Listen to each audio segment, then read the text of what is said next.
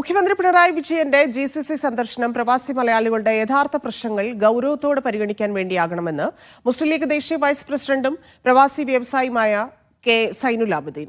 പ്രവാസി സമൂഹം കാലങ്ങളായി ഉന്നയിക്കുന്ന പ്രവാസി വോട്ടവകാശം, എയർ ടിക്കറ്റ് നിരക്കുകളുടെ അനിയന്ത്രിത വർധന, പുനരധിവാസ സൗകര്യങ്ങൾ തുടങ്ങിയ വിഷയങ്ങളിൽ ഗൌരവമായ പരിഗണന സർക്കാർ ഇനിയും എടുത്തിട്ടില്ലെന്നും അദ്ദേഹം പറഞ്ഞു.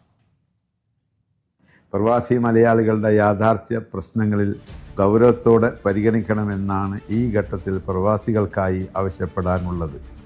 പ്രവാസി സമൂഹത്തിൻ്റെ പ്രതീക്ഷകൾക്കൊത്ത് ഉയരാനോ അവരുടെ ആവശ്യങ്ങൾ വേണ്ട വിധം പരിഗണിക്കാനോ കേരള സർക്കാരിന് സാധിച്ചിട്ടില്ലെന്നത് ഒരു യാഥാർത്ഥ്യവുമാണ്. പ്രവാസി സമൂഹം കാലങ്ങളായി ഉന്നയിക്കുന്ന തൊഴിൽ സുരക്ഷാ പ്രശ്നങ്ങൾ, പെൻഷൻ പദ്ധതികളിലെ അപാകതകൾ, പ്രവാസി വോട്ടവകാശം, എയർ ടിക്കറ്റ് നിരക്കുകളുടെ അനിയന്ത്രിത വിലവർധന, ആരോഗ്യ ഇൻഷുറൻസ്, നാട്ടിലേക്കുള്ള പുനരധിവാസ സൗകര്യങ്ങൾ തുടങ്ങിയ വിഷയങ്ങളിൽ ഇനിയും ഗൗരവമായ പരിഗണന സർക്കാർ എടുത്തിട്ടില്ല.